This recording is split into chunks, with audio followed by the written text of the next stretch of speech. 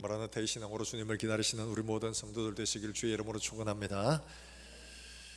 하나님은 우리에게 구원이 왜 필요한가 하는 것들을 앞장에서 이미 말씀을 하셨습니다.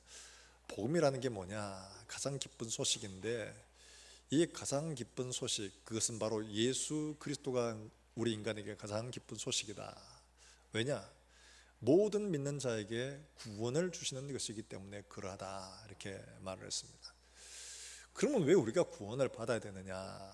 그 상태에 대해서 로마서 1장 27절부터 이야기를 합니다. 이방인들이나 유대인들이나 다 같이 마음에 하나님 두기를 싫어한 것 때문에 인간이 어떤 상태에 처해져 있는가 하는 거예요. 마음에 하나님을 두기를 싫어해서 내가 주인 되어 살게 된 거죠. 하나님을 내 속에 드러내버린 겁니다. 그러니까 내가 주인 되고 내 삶을 살고 내가 원하는 삶을 살고 내가 하고 싶은 것을 하고 내가 원하는 인생으로 만들어가는 거예요. 그런 삶을 원해서 하나님이 그렇게 살아봐라 라고 놓아두셨더니만은 이들이 어떤 삶을 살았느냐? 이방인들은 로마서 1장 27절 이하에 나오는 말씀처럼 그 입에서 나오는 그의 삶들이라는 것이 부패하고 타락해서 마침내 어떤 결과를 받게 되느냐? 모두가 사형에 해당하다 하는 것을 알면서도 자기만 행하는 것뿐만 아니라 그렇게 사는 사람들이 그래 옳다, 인간이니까 뭐 다 그런 거지, 우리 그렇게 살려고 하는 거잖아, 이렇게 하는 거예요.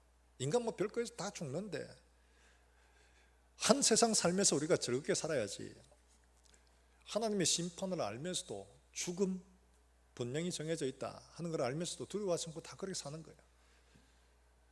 반면에 하나님은 한 민족을 택하시고 한 사람을 통해서 한 민족을 만들어 가셨습니다. 사람들의 마음에 야, 우리가 하나님의 뜻을 알면 우리가 행할 수 있으니까 우리는 얼마든지 착한 사람, 선한 사람, 우리 마음에는 좋은 것들이기 때문에 가만 놔두면 우리가 선하게 살 수가 있어. 그래? 그러면 그렇게 한번 살아봐. 하나님을 보여주시고 한 민족을 택하여서 하나님의 율법을 주셨습니다. 그러면 이걸 지켜봐라. 너희가 얼마나 지킬 수 있나? 하나님은 그들에게 율법도 주시고 그들에게 직접 말씀도 하셨고 능력도 보여주셨습니다. 율법을 받은 이스라엘 백성들이 그걸 잘 살아냈느냐? 그 삶의 결과는 3장 10절에 나오는 말씀처럼 똑같답니다. 이방인이나 유대인이나 그 삶의 결과는 똑같더라 이거예요. 유대인들 역시 마음속에 하나님 두기를 싫어한 겁니다. 그러니까 율법은 가지고 있지만은 율법 속에 하나님이 중심이 된 게 아니고 내가 만든 하나님이 중심이 되어가지고 내가 원하는 신앙생활, 내가 원하는 삶을 살아가는 거예요. 하나님과 관계없는 이런 삶을 산 겁니다. 그러니까 이방인이 얻은 그 결과나 유대인이 얻은 결과나 똑같더라는 거예요. 이게 3장까지 이야기입니다. 근데 이런 위기 속에 있는 인간에게 구원의 여망이 없는가? 도무지 하나님 앞에 의를 얻을 수가 없는가? 그렇지 않다. 이게 바로 3장 끝에 나오는 이야기죠. 하나님이 새로운 한 길을 예비하셨다. 그게 바로 예수 그리스도의 길이다. 그게 바로 믿음의 길이다. 이렇게 이야기를 하고 있는 거예요. 믿음의 길. 사랑하는 여러분들, 우리 자신이 구원받아야 될 이유와 구원에 대한 열망들은 우리의 상태를 얼마나 잘 알고 있느냐에 따라서 달라질 수밖에 없습니다. 지금 사는데 뭐 문제 하나도 없고, 지금 사는데 아픈데 하나도 없고, 뭐 죽으면 어찌 되는 건 나중에 문제고, 지금 뭐 아무런 문제가 없는데 구원 그거 뭐 받을 필요 있나? 구원 아무런 소용이 없어요. 지금 잘 먹고 잘 살, 현재가 중요한 거지. 이렇게 사는 사람들에게는 아무리 구원을 이야기해도 구원의 이야기가 마음속에 머릿속에 들어오질 않습니다. 제가 지난번에도 얘기했다시피 임창현 목사님이라고, 지금 이분이 17세 때부터 마약을 하기 시작했어요.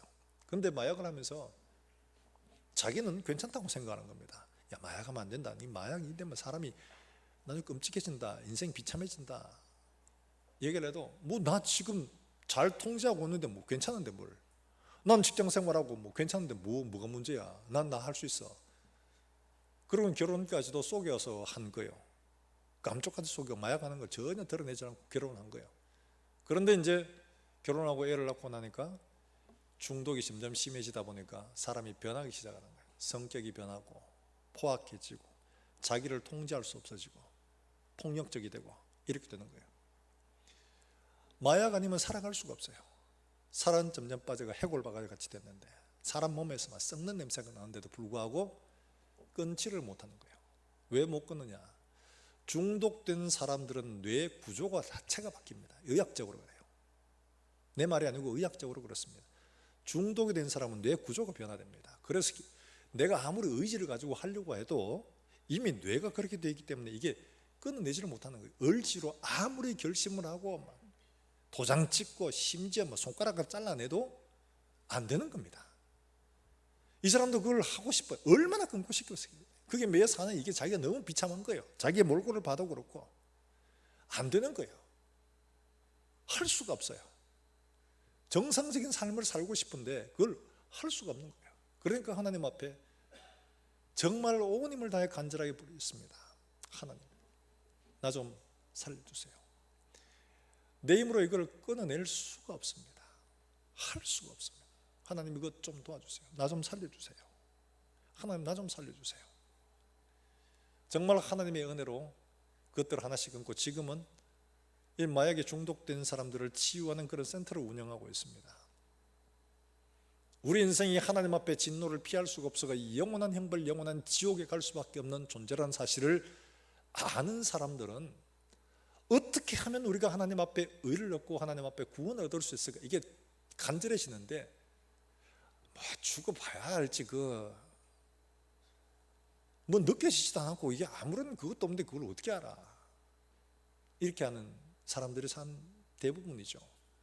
지금 느껴지지 않고 지금 보이지지 않고 지금 만져지지 않는 거예요. 그러니까 그 구원이라는 그다지 필요가 없어요.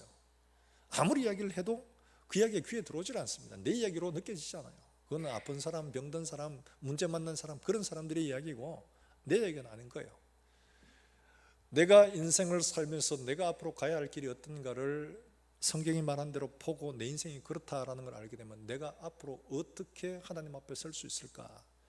이게 간절해져. 그러면 하나님 내가 어떻게 해야 됩니까? 어떻게 해야 됩니까?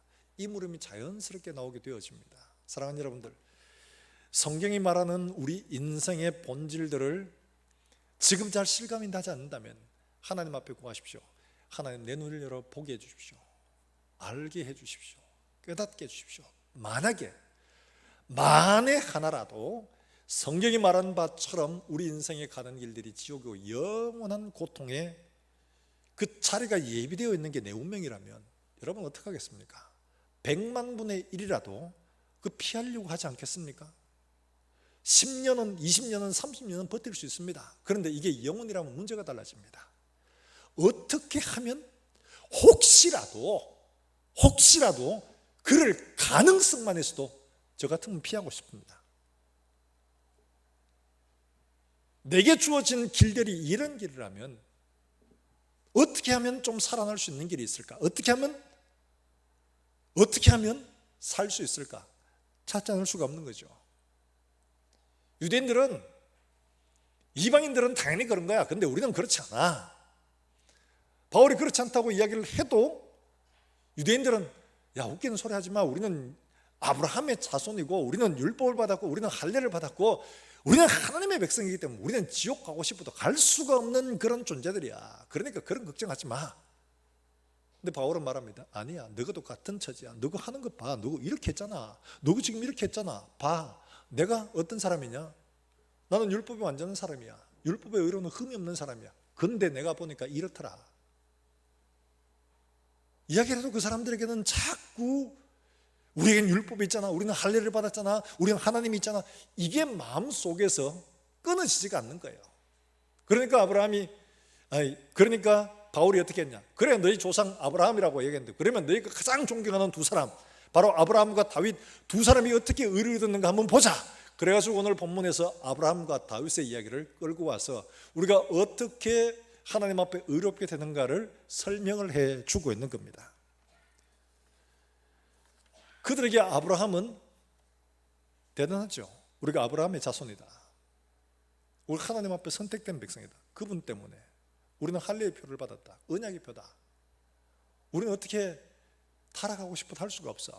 이런 자부심을 가지고 있는 거죠.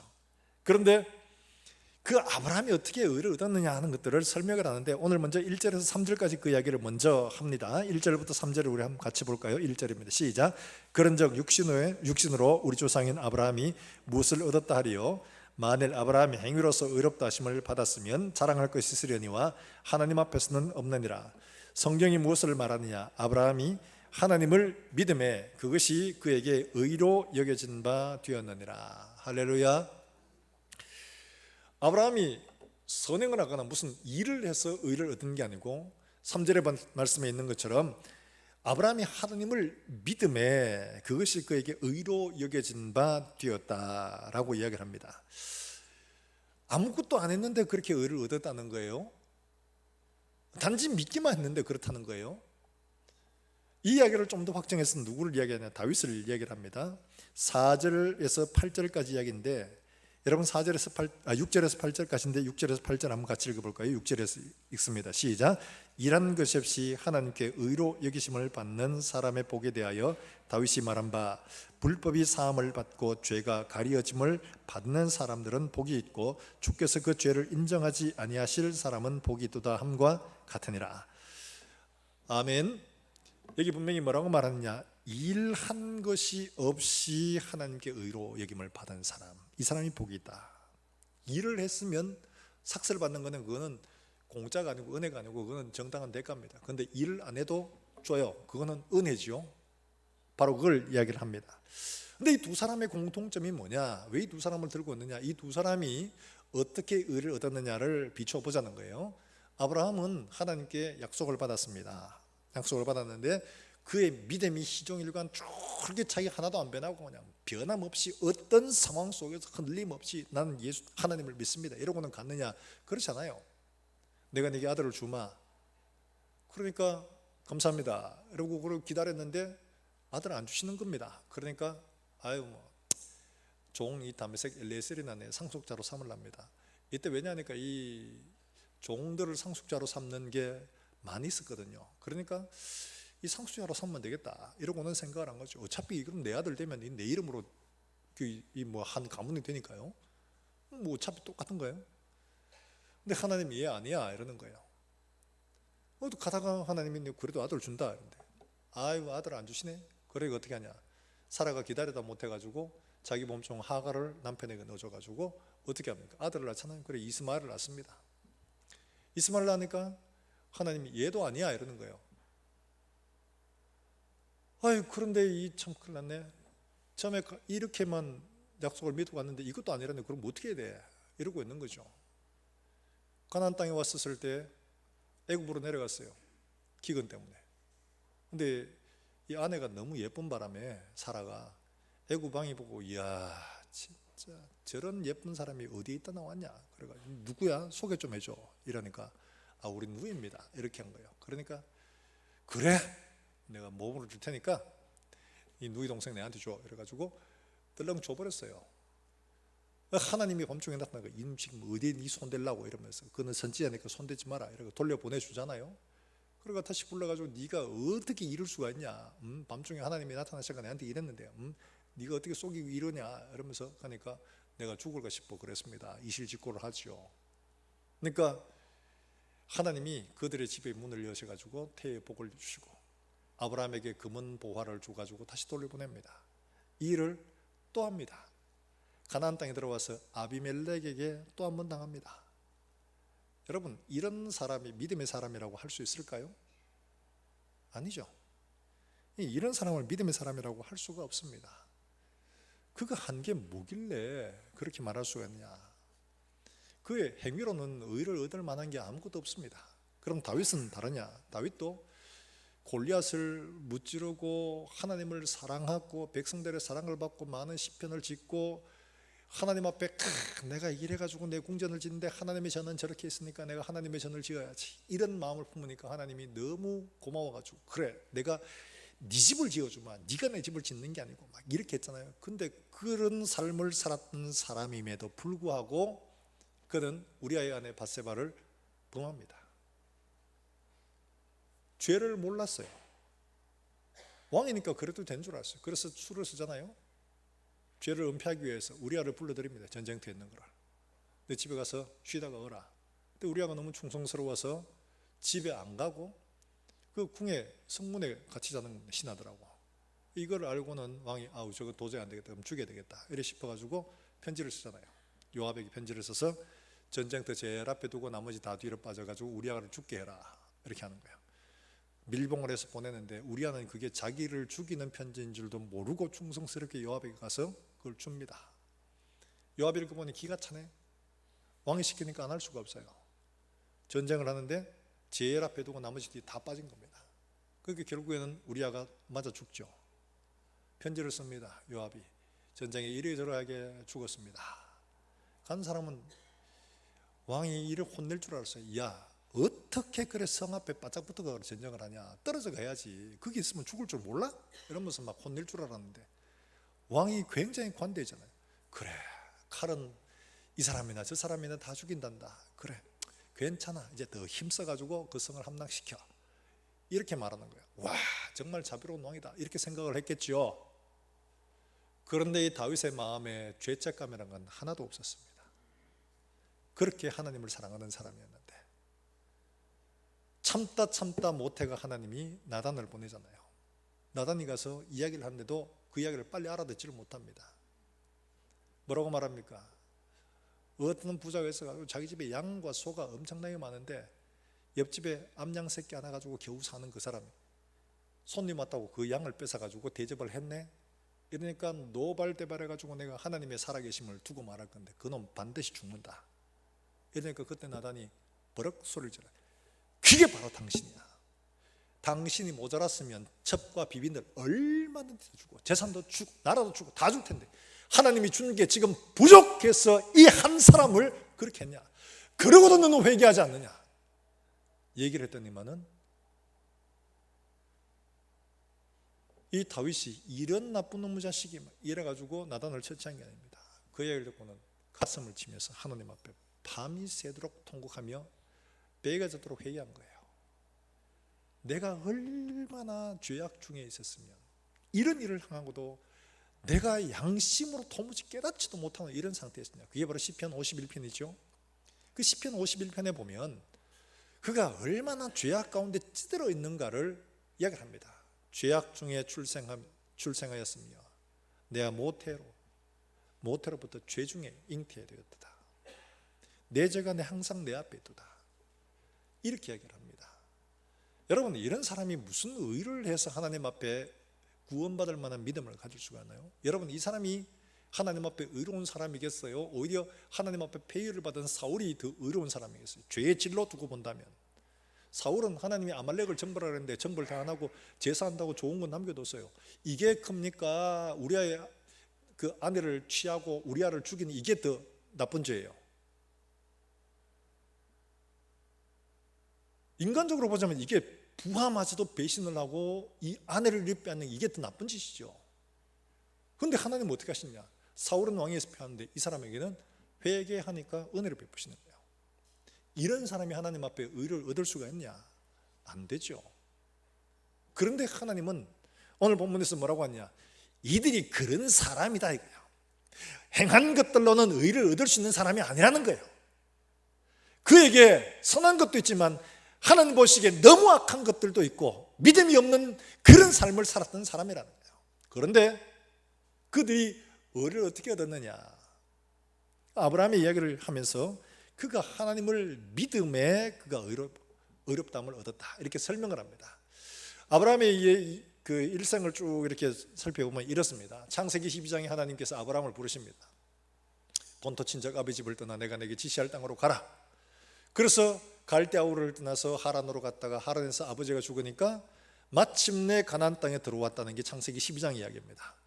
마침내 가나안 땅에 왔다. 그리고 와서 하나님 앞에 제단을 섰습니다. 그때 하나님이 그를 보고 네가 의롭다고 얘기를 하지 않습니다.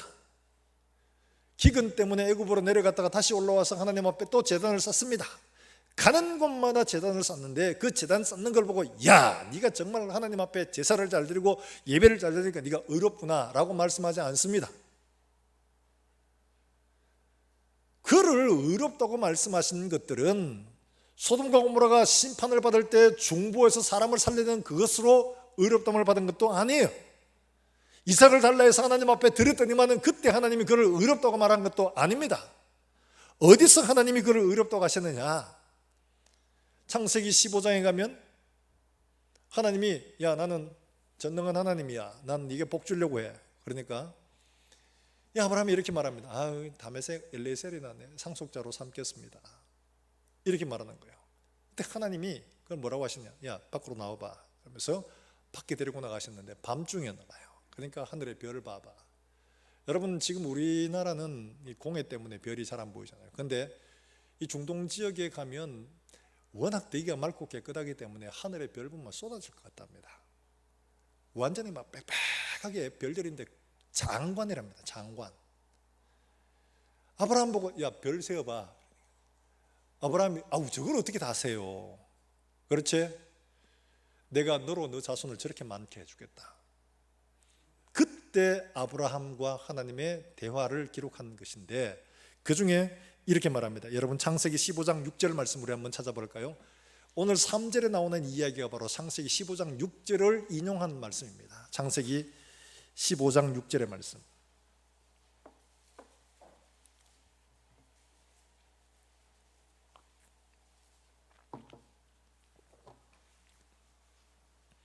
창세기는 성경 제일 앞에 있어요. 뒤로 찾지 말고 앞으로 찾으세요. 제일 앞에 15장 6절 말씀 우리 다 한 목소리 한번 읽어봅니다. 시작. 아브라함이 여호와를 믿으니 여호와께서 이를 그의 의로 여기시고. 아브라함이 행한 게 있습니까? 행동한 거 아무것도 없습니다. 단지 말씀하시는 하나님을 믿으니 이를 그의 의로 여기셨다 이렇게 말합니다. 뿐만 아니라 여러분 거기 가면 21절에 나오죠. 22절의 말씀에 보면 약속하신 것을 또한 능히 이루실 줄을 확신하였으니 그러므로 그것이 그에게 의로 여기졌느니라. 하나님이 아들을 주겠다는 약속을 믿었던 거죠. 이 믿음을 그에게 의로 여기셨다 이렇게 말씀을 하고 있습니다. 그는 앞에서 말한 것처럼 다메섹 엘리에셀이나 하시고 하갈이나 하시고 자기 부인도 잃어버릴 뻔하고 우왕좌왕 갈팡질 뻔했던 그런 사람이었습니다. 아들을 달라 했을 때 아들을 드리기도 했던 사람이에요. 그런데 그런 모든 일로 인해서 그를 의롭다 하시는 게 아니라 오늘 여기 나오는 것처럼 하나님이 말씀하셨는데 그 말씀을 그대로 받고 믿음으로 의롭다함을 얻었다는 거예요. 근데 창세기 17장에 가면 99세의 하나님이 나타나셔가지고 그에게 말씀하십니다. 야 할례를 행해라. 내년 이맘때 내가 아들을 주마. 아브라함이 내가 지금 나무 토막이 돼 있고 근데 뭘 아들을 얻겠습니까? 이스마엘이나 하나님 잘 살길 바랍니다. 아니야 내 아들 줄게. 내년도에 반드시 아들이 있다. 옆에 사라가 듣다가 아이고 우리 영감 이제 소망 없는데 무슨 이러니까 하나님이 야 너 왜 웃냐? 나 안 웃었는데요 이러면서 이런 일이 있었거든요. 근데 99세에 할례를 했습니다. 할례를 행하고 하나님이 그에게 의롭다 하시냐? 없습니다. 가나안 땅에 들어왔을 때도 아니었고 뿐만 아니라 중보했을 때도 아니고 할례를 받았을 때도 아니고 율법은 더더구나 없었고 어떤 것도 아니었습니다. 오직 하나님을 믿음으로 말미암아 그렇게 된 것뿐입니다. 하나님을 믿음으로. 이것이 지금 바울이 그들에게 증명하고 너희 아버지라고 말하는 너희 조상이라고 말하는 그분이 언제 의를 얻었냐? 할례 받았을 때냐? 아니야. 가나안 땅에 들어올 때냐? 아니냐. 이삭을 바칠 때냐? 아니야. 언제 했느냐? 하나님이 내가 너에게 아들을 주마. 그걸 믿을 때 하나님이 그를 의로 여기셨다는 거예요. 일한 게 아무것도 없습니다. 일한 게 없는데도 하나님이 그를 의로 여기셨다 이렇게 말하고 있는 거예요. 팀 켈러 목사님, 이분이 국제전도 폭발을 시작하셨던 제임스 케네디 목사님의 이야기를 그의 책에 인용하면서 이렇게 얘기를 하십니다. 뭐라고 얘기하냐? 믿음으로 구원받는 이 일들에 대해서 설명을 하면서 이렇게 얘기를 하세요. 오늘 밤 죽어서 하나님 앞에 선다고 가정해 봅시다. 전도 폭발할 때 제일 첫 번째 묻는 게 바로 이거거든요. 오늘 밤 이 세상을 떠나신다면 천국에 들어가실 것을 확신하고 계십니까? 이게 첫 번째 질문입니다. 이야기를 묻는데 요 물음과 당신 구원의 확신이 있습니까? 당신 구원받았습니까? 하는 문제, 이 똑같은 문제인데도 둘을 물으면 대답이 다릅니다. 당신 구원받았습니까? 라고 말하면 교회 다니는 사람이에요. 교회 다니는 사람, 미국 이야기입니다. 교회 다니는 사람 중에 한 60%가 예, 구원받았습니다. 구원의 확신이 있습니다. 이런데 요 말을 바꾸가 당신 오늘 밤 하나님이 당신을 부르신다면 천국에 들어갈 것을 확신하고 계십니까? 이렇게 물으면 몇 퍼센트가 네, 저는 천국에 들어갈 수 있습니다. 이렇게 대답을 하느냐? 40% 넘습니다. 왜 이렇게 다르냐? 이 사람들이 이렇게 묻는 이 질문에 대답을 하는데 그 대답이 대체로 세 가지로 드러난다고 이야기를 해요. 첫 번째가 뭐냐 하니까 당신 왜 천국에 들어간데 하나님이 왜 당신을 천국에 들여 보내줘야 된다고 생각하느냐? 당신 왜 천국에 간다고 생각하느냐? 이렇게 물었을 때에 첫 번째 대답이 나는 진짜 좋은 그리스도인이 되기 열심히 살았습니다.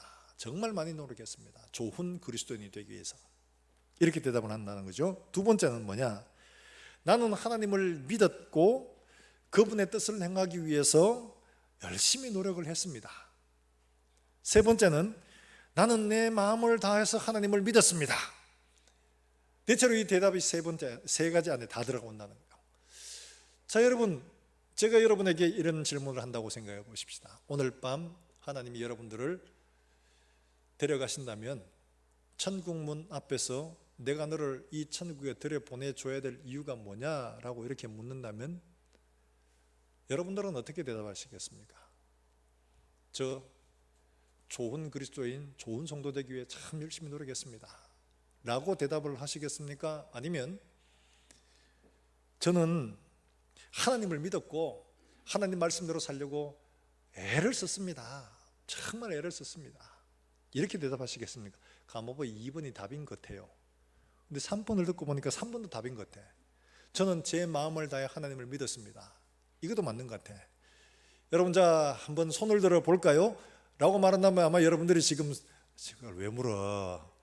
아마 이런 마음이 들 겁니다. 정답이 없는 건지 잘 모르거든요. 지금 요거 같기도 하고 저거 같기도 하고 이것도 맞는 것 같기도 하고 저것도 맞는 것 같기도 하고 이렇습니다. 자, 근데 첫 번째 대답은 어떤 의미를 가지고 있느냐? 나는 좋은 그리스도인이 되기 위해서 최선을 다해 살았습니다. 이 말은 내가 구원받는 게 내 선한 행위에, 최선을 다한 행위에 있다는 거예요. 왜 이 사람들은 어떤 사람이냐? 이방인들이 그렇고 또 천주교인들이 그렇습니다. 이방인들은 어떠냐?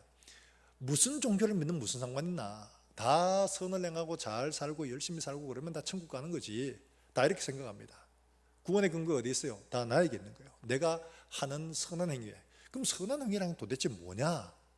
헷갈려집니다. 이때부터는 이제 도대체 선한 행위란 게 뭐냐? 사람마다 시대마다 다 틀려요. 그렇기 때문에 이걸 기준으로 할 수가 없는 거죠. 두 번째, 나는 하나님을 믿었고 하나님의 뜻대로 살려고 애를 썼습니다. 이런 대답은 주로 어떤 대답이냐? 하나님을 믿는 믿음도 있지만은 구원의 통로가 되는, 구원의 근거가 되는 것들은 행위라는 거예요. 그러니까 믿음뿐만 아니고 행위도 있어야 된다. 이건 어떤 사람들이냐? 유대인들이. 정통 유대인뿐만 아니라 유대인 그리스도인을 말하는 거예요. 유대 그리스도인들을 말하는 겁니다. 유대인들은 나 하나님의 백성이야. 내 율법을 잘 지킴으로 하나님 앞에 구원받을 수 있고 의를 얻을 수 있어. 이게 유대인의 입장이에요. 근데 유대 그리스도인들, 바울이 복음을 전하고 베드로가 복음을 전해서 초대교회가 만들어진 여기에 믿음으로 구원을 얻는다라고 말했는데 유대에서 예수를 믿은 사람들이 기존의 교회에 들어와서 뭐라고 했냐? 야, 그거 가지고는 안 돼. 예수를 믿지만은 율법도 지켜야 되고 할례도 받아야 되고 그래야 되는 거야. 그래야지 돼. 예수님 봐라. 예수님은 유대에서 태어나가지고 하나님을 믿었지, 그렇지. 율법도 지켰지, 그렇지. 할례도 받았지, 그렇지. 그러니까 예수를 믿기도 해야 되지만은 우리도 열심히 선을 행하고 살아야 돼. 그게 구원받을 수 있는 길이야. 이렇게 생각하는 사람들이에요. 세 번째 사람은 어떤 사람들이냐? 난 마음을 다해서 하나님을 믿었습니다. 이건 어떤 사람이에요? 자기 확신을 가지고 있는 사람이에요. 자기 확신에 구원의 근거를 두는 사람이에요. 예수님께서 마태복음 24장에서 양과 염소를 심판하실 때에 어떤 일이 벌어졌냐? 그 중에는 우리가 생각하는 것과 전혀 다른 예수님의 반응을 보게 됩니다. 그 중에 양과 염소를 구분하실 때 염소들에게, 한쪽에 있는 사람들에게, 너는 내가 이럴 때 안 했고 이럴 때 안 했고 이럴 때 안 했고, 그런 이야기를 하시죠. 또 어떤 사람들은 그렇게 하십니다. 그러니까 우리가 언제 안 그랬습니까? 우리는 길에서 예수님 가르침을 받았고, 우리는 능력을 행하고 귀신도 쫓아내고, 우리가 전도도 하고 얼마나 했는데요? 그런 거죠. 그건 나는 절대로 지옥 간다고 생각하지 않습니다. 나는 하나님을 사랑을 받았고, 나는 하나님을 사랑하고, 그렇기 때문에 나는 절대 지옥 갈 수 없습니다. 이 자기 확신이죠. 그런데 예수님 놀랍습니다. 난 너를 도무지 모르는데, 이러는 거예요. 자기 확신을 가지고 있는 이 사람들은 전혀 하나님과 상관이 없었던 사람이죠. 이런 일을 만난다는 거죠. 자, 이렇게 세 가지를 말하는데 이 셋 모두가 다 어떤 종류의 사람이냐? 일하지 않는 사람들은 아니라는 겁니다. 다 일을 한 거예요.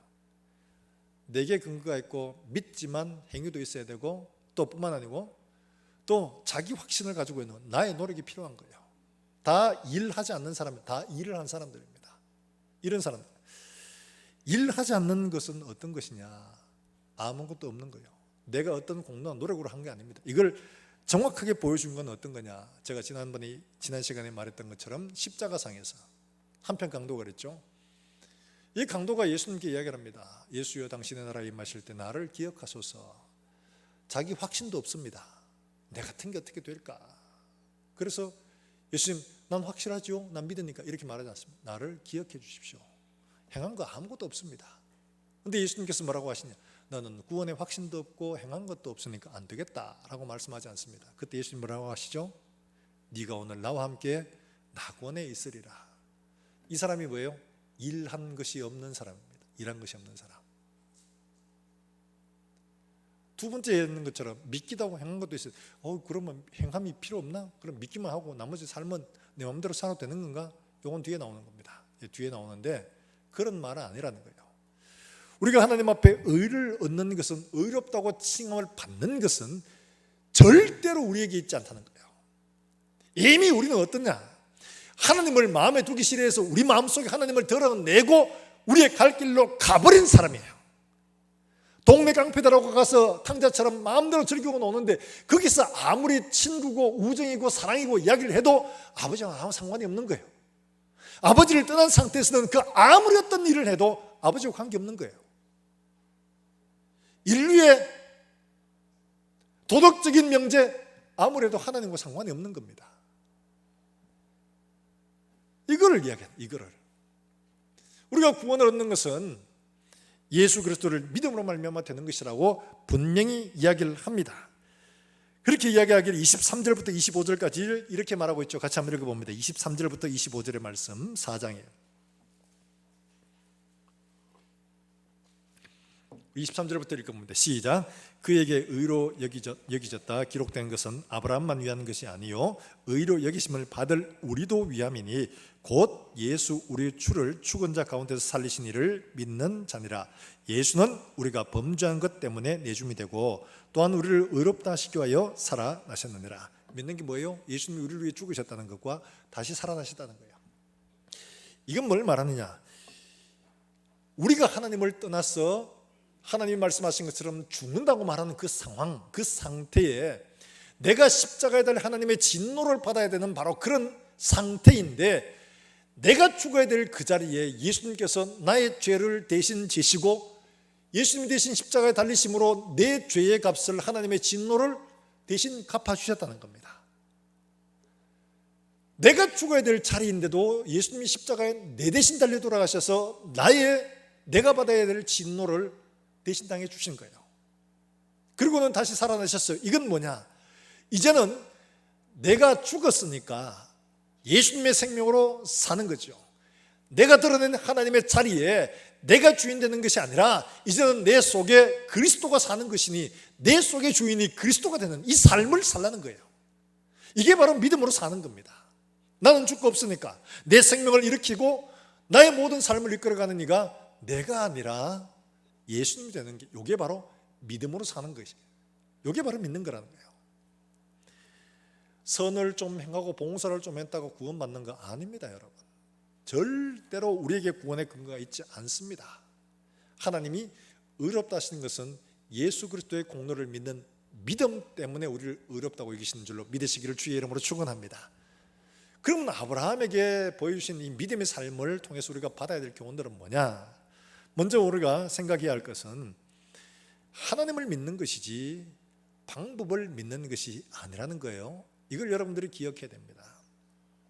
지금 아브라함이 오늘 여기 나오는 14절의 말씀에 보면 이렇게 말씀을 하고 있죠. 아브라함이 바랄 수 없는 중에 바라고 믿었으니 이는 내 후손이 이가 들으라 하신 말씀대로 많은 민족의 조상이 되게 하려 하심이라.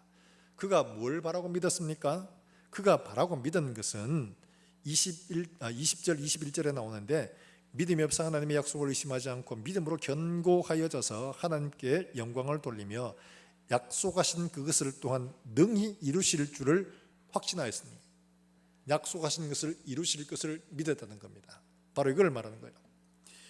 자, 이런 그런 약속을 믿고 바라고 가는데 여러분, 이건 어디서부터 시작하느냐 하니까 하나님의 약속을 믿는다는 것은 하나님을 믿음으로 말미암아 약속을 믿을 수 있는 거지요. 여러분, 신천지에 빠진 사람들이, 돌아온 사람들이 그렇게 얘기를 합니다. 국민일보에 보니까 코로나가 고맙대요. 왜냐하니까 코로나가 일어나지 않았더라면 자기는 여전히 거기 있을 텐데 코로나 때문에 막 파헤쳐지고 막 드러나고, 그리고 처음으로 외부의 소리를 듣게 되어졌답니다. 그전에는 외부의 인터넷, 뉴스, 보도 이런 거 일절 못 보게 합니다. 마귀가 우리 마음속에 들어온다고 못 보게 하는데, 외부의 소식들을 듣고 보고 판단을 해보니까, 분별을 해보니까 이게 잘못된 거예요. 그전에는 이만희가 돌로 떡을 만든다 해도 그대로 믿었어요. 하늘에서 백마 타고 내려온다고 그대로 믿었습니다. 뭐 때문에 믿는 거예요? 본 적이 없어도 그 사람을 신뢰하니까 그 약속도 믿는 거예요. 아브라함이 하나님을 믿으니까 하나님의 일하심도 믿게 되는 겁니다. 바로 이겁니다. 그의 삶을 들여다보면 그가 우리가 앞에서 봤다시피 하나님이 약속을 주시고 그에게 많은 자손을 주신다 했는데 안 돼. 그러니까 엘리에셀이나 하세요. 그 다음에 야 아니야 이러니까 이스마엘이나 하세요. 막판에 내가 주겠다 하는데 됐습니다. 그냥 그렇게 하죠. 이러면 이랬던 사람이에요. 근데 그런 것은 하나님을 믿는 게 아니지 않나요? 맞습니다. 안 믿는 것처럼 보여지는데, 근데 이게 중요한 차이가 있는데, 앞에서 말했다시피 방법을 믿는 것과 하나님을 믿는 것 사이에 혼돈이 되면 안 된다는 거예요. 아브라함이 하나님을 믿지 않는 게 아니었어요. 만약에 하나님을 안 믿었더라면 이렇게 가야죠. 치우 있어, 내가 알아서 할게. 자식을 주든지 말든지 25년 기다린다. 25년. 이게 뭡니까 지금? 이러고 말아야죠. 그런데 그의 삶을 보면 하나님의 약속을 따라 계속하고 하나님은 그에게 계속 능력을 보여주셨습니다. 그리고 어떻게 해요? 사라가 2번씩이나 그렇게 될 위기에서 구해주신 게 누구예요? 아브라함 자기의 능력에 대한 하나님이 구해주셨어요. 그 말은 뭡니까? 하나님은 지금 하나님의 약속을 이루기 위해서 아브라함이 흔들려도 여전히 그의 삶을 이끌고 계신 거예요. 아브라함과 하나님은 계속적으로 교제하며 대화를 나누고 있는 거예요. 달리 말하면 아브라함이 착각했던 것은 자기 생각에는 하나님이 자손을 많이 주겠다, 아들을 줄 줄 알았어요. 안 주시는 거예요. 그러니까 그러면 엘리에셀을 내 상속자로 삼아도 어차피 얘를 통해 한 민족을 이루어도 내 아들 삼았으니까 이건 약속이 이루어지는 거예요. 하나님 이거 아니래. 그러니까 사라가 기다리지 못하가 또 하나님의 방법보다가 내 방법을 선택한 겁니다. 그게 뭐냐 하니까 이스마엘을 놓은 거예요. 어차피 내 아들이니까 상관없잖아요. 약속이 이루어지는 겁니다. 그런데 하나님이 뭐라고 하셨느냐? 그에게 말씀하시기를 그렇게 말씀하지 않고 그가 하나님을 믿었다는 게 보여지는 말씀이 바로 창세기 17장에 나오는 말씀이에요. 여러분 한번 볼까요? 창세기 17장 19절의 말씀이에요.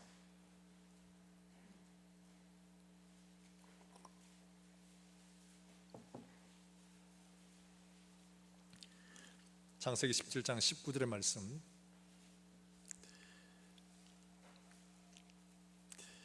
우리 한번 같이 읽어보겠습니다. 창세기 17장 19절의 말씀 같이 읽습니다. 시작. 하나님이 이르시되 아니라 내 아내 사라가 내게 아들을 낳으리니 너는 그 이름을 이삭이라 하라. 내가 그와 내 언약을 세우리니 그의 후손에게 영원한 언약이 되리라. 할렐루야. 하나님은 자손 많게 해주겠다 했는데 사라를 꼭 집은 건 이게 처음입니다. 그전에는 이렇게도 해보고 저렇게도 해보고 내 생각에는 이런 방법 저런 방법이 맞는데 다 아니었어요. 달리 말하면 방법을 따라가는 게 아니고 누구를 신뢰하는 거예요? 하나님을 신뢰하는 겁니다. 하나님과 우리의 관계에 있어가지고 때로는 우리가 원하는 방법이 안 되고 전혀 다른 길로 가는 거 우리가 많이 경험해봤잖아요. 하나님이 이렇게 해주세요 했는데 이렇게 될 줄 알았는데 그게 안 돼요. 하나님 어떻게 이러실 수가 있어요 했는데 하나님이 나중에 그걸 이루시는 거 하나님이 이렇게 하시는구나, 이걸 알게 되는 거예요. 그러니까 이런 것들을 겪으면서 견고하여지게 되는 겁니다. 하나님에 대한 신뢰가 견고하게 되니까 내가 생각하는 방법이 안 되더라도 하나님은 하나님의 방법으로 반드시 그 약속을 이루실 것이다, 이거를 믿은 거예요. 사랑하는 여러분들, 마귀는 속입니다. 뭘로 속이느냐?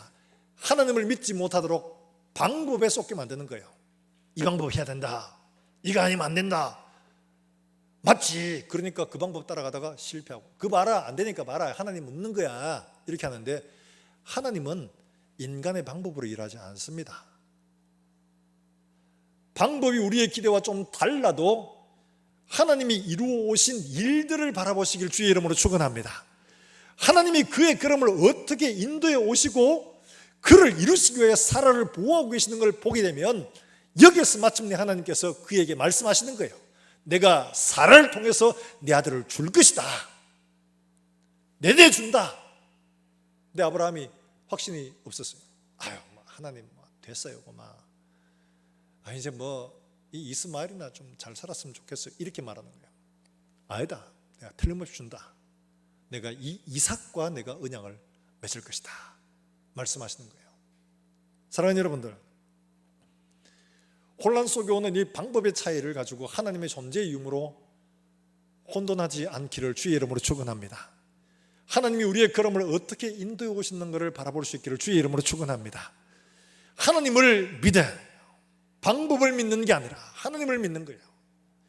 하나님이 우리에게 행하신 일들을 돌아보면 내 방법과 틀려도 하나님은 하나님의 일들을 하고 계시는 거예요. 하나님이 이루어 가시기 위해 하는 거예요. 사랑하는 여러분들, 이런 하나님을 붙들고 믿고 따라갈 수 있는 여러분들이 되시길 주의 이름으로 축원합니다. 그러면 어떻게 하냐? 이런 아브라함의 믿음은 믿음으로 믿음에 이르는 삶을 살게 만들어 갔습니다.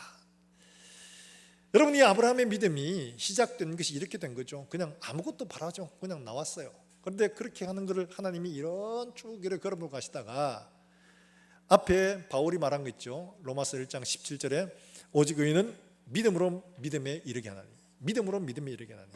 앞에 믿음, 뒤에 믿음 똑같은 단어입니다. 피스티스라고 하는 말. 그런데 앞에 믿음은 하나님을 믿는 이 믿음, 믿음은 완전히 그 약속의 나를 의탁하는 겁니다. 전적으로 맡기는 거예요. 어떻게 되든지 그건 하나님이 하실 일들이라, 이렇게 맡기는 걸 믿음이라고 합니다. 이렇게 맡겼더니만은 그 뒤에 믿음은 어떤 거냐? 삶으로서 나타나는 성숙한 믿음을 말하는 겁니다. 단지 감정이나 인식체계가 아니고 삶으로 드러나는 성숙한 믿음의 삶, 바로 이걸 뒤에 믿음에, 그래서 믿음으로 믿음에 이르게 하나니, 이렇게 설명하는 겁니다. 자, 이 믿음을 어떻게 우리가 알 수 있느냐? 여러분, 아브라함이 이 창세기에 쭉 이래 보면 12장에 이제 아브라함을 부르시고 13장, 14장, 15장 가서 하나님이 이런 말씀을 하시고 17장에 할례를 받게 하시고 아들 주마, 그리고 21장에 갔어야 아들을 주십니다, 이삭을. 그리고 22장에 가면 하나님이 말씀하시기를 야, 네 아들 이삭을 바쳐라, 이러는 거예요. 이건 무슨 뚱딴지 같은 소리예요. 25년 기다려가 하나님 아들을 얻었는데 이 아들을 달라니까. 이스마엘을 달라면 내가 기쁘게 드리겠습니다. 엘리세를 달라면 내가 기쁘게 드리겠습니다. 그런데 이 아들은 안 됩니다. 이렇게 할 건데 아브라함은 가는 거예요. 그런데 이 말씀을 가만히 보면 22장의 이야기 보면 사라에게 이야기를 안 합니다. 같이 가죠. 그냥 이삭하고 둘이만 갑니다. 만약에 사라에게 이야기하면 사라가 어떻게 했습니까? 우리 어머님들 사라한테 이야기했다가 난리가 나겠죠. 이 영감제 제정신이 아니구만, 이러면서 이 아들은 죽어도 안 된다, 차라리 나를 지키라, 이러면서 막 난리 안 났겠어요. 그러니까 그냥 조용히 하나님 앞에 제사한다 이러고는 이삭하고 가니까 아들하고 둘이 정답게 제사하고 와요 이러면서 보내줬는데 이삭이 가서 보니까 재물 없어요. 아버지 장족도 아니고 재물은 어디 있어요? 이렇게 물으니까 하나님이 뭐라고 하시죠? 하나님이 친히 준비하시리라. 올라갔습니다. 그 드리는 산이 어떤 산이냐? 모리아 산이에요. 예수님 십자가에 달리신 바로 그 산이에요. 거기 올라갔는데 이 아버지가 자기를 묶고 올려놓고 죽이려고 한 거죠. 흉내낸 게 아니라 의도적으로 그대로 한 겁니다. 그러니까 천사가 급하게 불렀죠. 아브라함아, 아브라함아, 내 손을 멈춰라. 네가 이제야 나를 경외하는 줄 내가 알겠다. 경외하는 믿음, 그까지 이런 겁니다. 경외하는 믿음까지. 이 사실에 대해 히브리서 11장이 이렇게 이야기합니다. 여러분 히브리서 11장 17절부터 19절까지 한번 볼까요?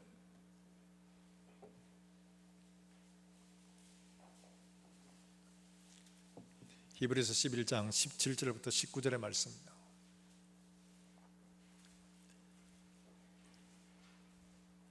(17절) 말씀부터 우리 같이 한번 읽어보겠습니다. 시작. 아브라함은 시험을 받을 때에 믿음으로 이삭을 드렸으니 그는 약속들을 받은 자로 돼 그 외아들을 드렸느니라. 그에게 이미 말씀하시기를 내 자손이라 칭할 자는 이삭으로 말미암으리라 하셨으니 그가 하나님이 능히 이삭을 죽은 자 가운데서 다시 살리실 줄로 생각한지라. 비유컨대 그를 죽은 자 가운데서 도로 받은 것이니라. 할렐루야. 자, 여기 볼 때 중요한 말이 바로 이거죠. 이삭을 드렸는데 그는 약속들을 받은 자로 돼 그 외아들을 드렸다. 약속을 받았지만 드렸다는 거예요. 그리고 18절에 내 자손이라 칭할 자는 이삭으로 말미암으리라 말씀을 하셨습니다. 말씀을 하셨는데도 드렸다는 건 무슨 말이냐? 19절에 나오죠. 죽은 것 가운데서도 다시 살리실 줄을 믿었다는 거예요. 여러분 이게 얼마나 대단하냐. 하나님이 나는 이렇게 할까요? 자손 준다 했는데 아니야. 이렇게 할까요? 아니야. 내가 사라를 통해서 주마. 아 그래요? 난 안 되겠는데요. 1년 뒤에 그대로 됐습니다. 세상에 어떻게 이런 일이 가능하냐 했는데 그 다음에 하나님이 달래. 내가 이 아들과 반드시 약속을 하마. 이 자손으로 된다. 이 사람을 통해서 하신 거예요. 그러니까 아브라함이 흔들리는 그런 가운데서 확신이 드니까 내가 하나님 앞에 이삭을 드려도 하나님은 죽은 자 가운데서 다시 살리실 것이다. 왜냐? 이삭으로 약속을 했기 때문에 그런 거예요. 지나온 그림들이 그렇게 만든 걸 보았던 거예요. 그러니까 그렇게 드려도 살리실 줄로 믿은 거죠. 여러분 이게 바로 믿음으로 시작해서 믿음에 이르는 길이라는 거예요. 맡기는 믿음에서 경외하는 믿음으로 이르는 길이에요. 사랑하는 여러분들, 우리가 하나님 앞에 믿음으로 시작하는 걸음들이 믿음으로 하나님 앞에 아름답게 인정받는 걸음으로 마치게 되기를 주의 이름으로 축복합니다. 이 믿음으로 시작한 걸음들이 여호와를 경외하는 믿음으로 하나님 앞에 설 수 있기를 주의 이름으로 축원합니다. 우리가 이 장을 통해서 우리가 배워야 할 것들은 바로 이런 거예요. 우리가 하나님 앞에 우리의 행위로 의로 하나님 앞에 의를 얻는 거 아닙니다. 하나님을 믿음으로, 우리의 방법이 아니에요. 하나님을 믿음으로 말미암아 하나님께서 그저 우리에게 의를 주셨는데 그 의를 받은 사람들은 이제 우리가 의를 얻었으니까 모르겠다, 이제 우리 마음대로 살자가 아니고 이 은혜를 입었으니까 이제 우리가 사는 것들은 내가 사는 것이 아니라 내 속에 그리스도가 살아서 사나 죽거나 그리스도의 것으로 내가 살아드리는 겁니다. 가장 귀한 것을 달라 해도 하나님이 약속하신 것을 믿기 때문에 그걸 능히 드릴 수가 있는 이런 믿음의 삶으로 성숙해질 수 있다는 거예요. 사랑하는 여러분들, 우리가 과연 하나님 앞에 어떤 믿음을 가지고 있는가? 여전히 내가 괜찮은 사람이기 때문에, 내가 봉사 많이 하기 때문에, 내가 이렇기 때문에 하나님 앞에 내가 믿는 것도 되지만 이런 행위 때문에 하나님 나를 구원해 주실 것이야 라고 믿고 있지 않습니까? 어쩌면 내 자신의 신념을 믿고 있는 게 아닙니까? 하나님은 일한 것이 없는 자에게 하나님의 약속에 나를 온전히 맡기는 그 사람을 의롭다고 인정해 주시는 겁니다. 일한 것이 없어도 삭설 주시는 하나님을 경외할 수 있기를 주의 이름으로 축원합니다. 내가 마땅히 져야 할 것, 그거 하나님 약속 주시기 위하여 자기 아들을 죽이셨거든요. 그 약속이 얼마나 신실하겠습니까? 그러면 나도 역시 하나님의 약속을 믿기에 나 자신을 하나님 앞에 드려도 하나님은 신실하게 빵꾸내지 않고 그 약속을 반드시 이루실 것을 믿음으로 순종하게 되는 거죠. 아브라함처럼 이렇게 하나님 앞에 믿음으로 살다가 하나님 앞에 설 때 믿음의 자녀다운 삶으로 설 수 있기를 주의 이름으로 축원합니다. 우리 이 시간 함께 찬송하고 기도하겠습니다. 그 크신 하나님의 사랑 말로 다 형용 못하네. 저 높고 높은 별을 넘어 이 낮고 낮은 땅 위에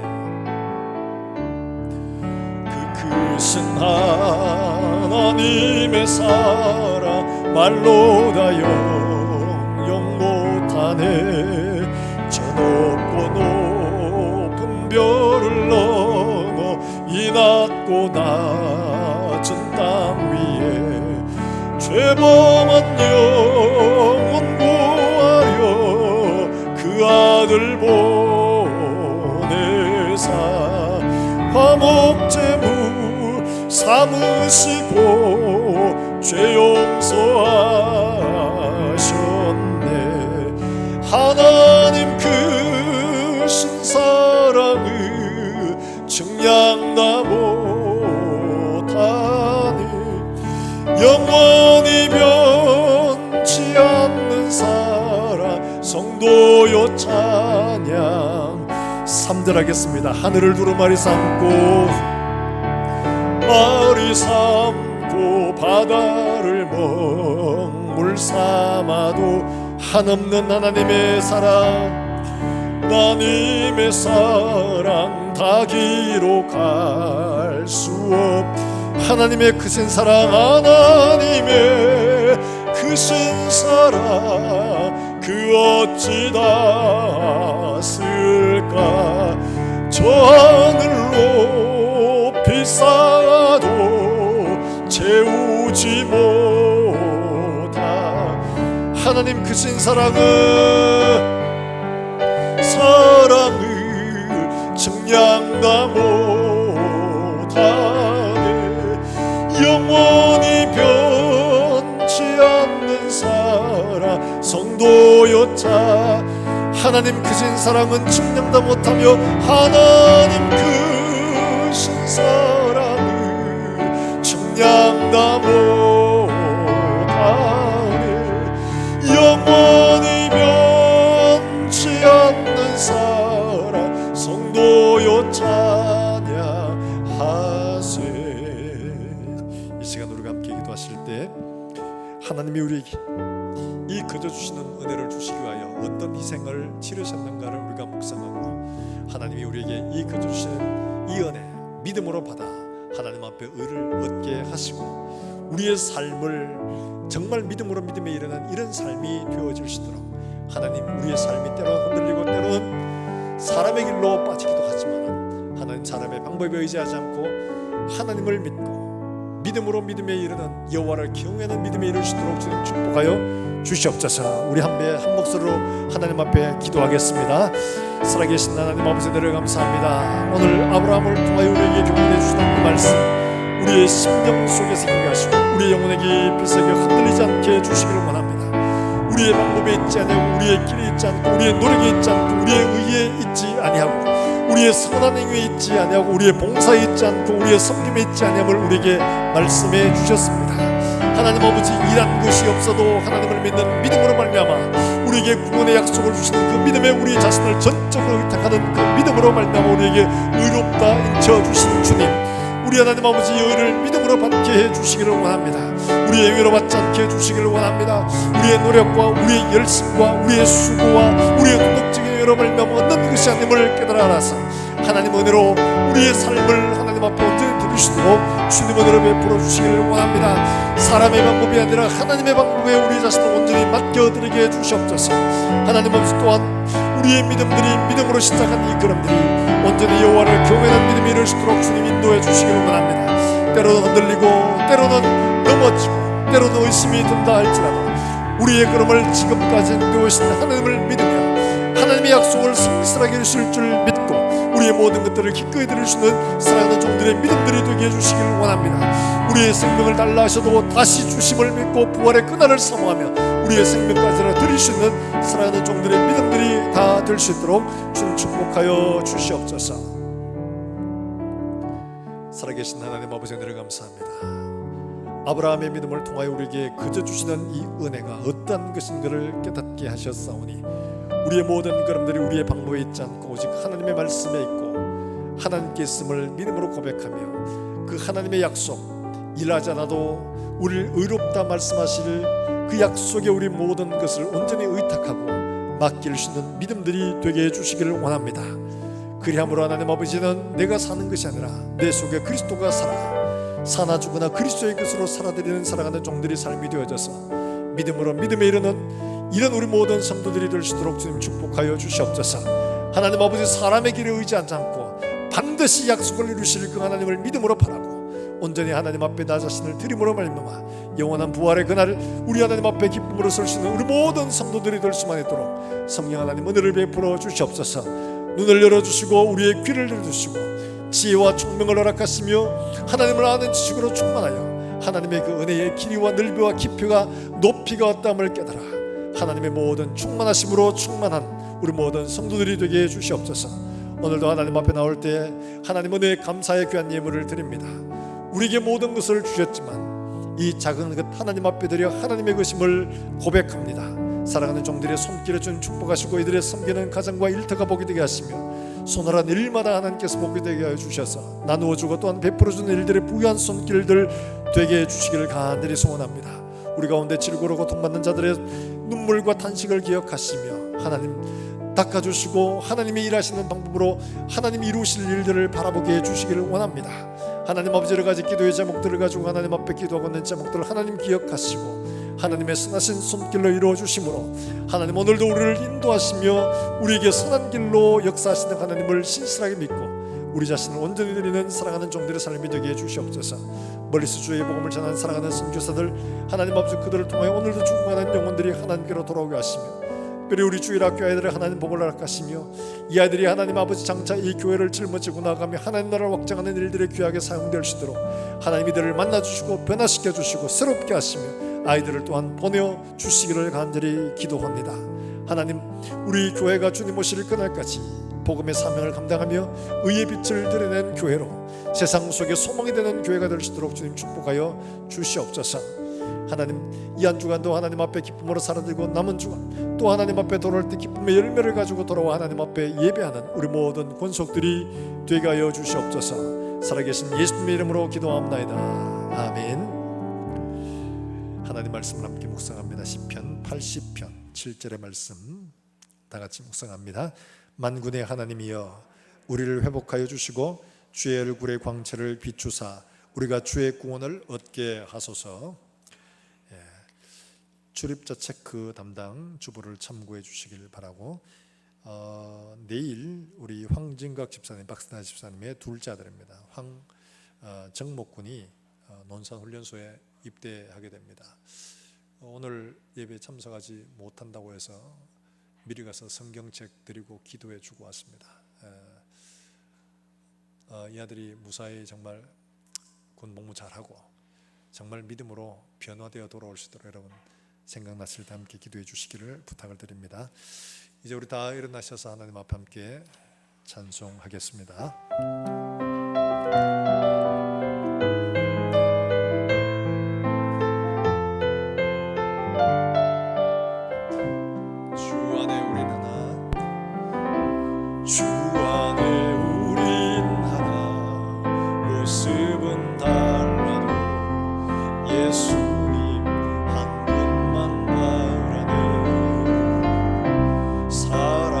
손에 서로를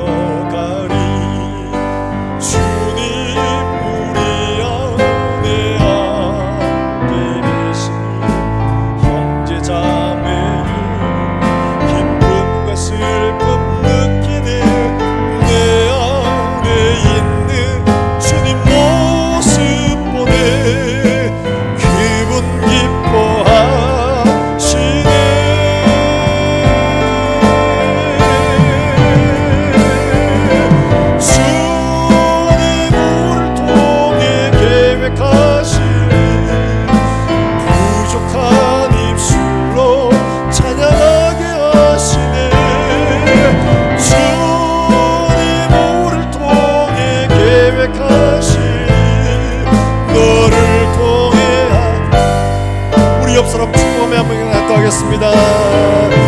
주님 우리를 통해 계획하시니 부족한 입술로 찬양하게 하시니 주님 우리를 통해 계획하시니 너를 통해 하시니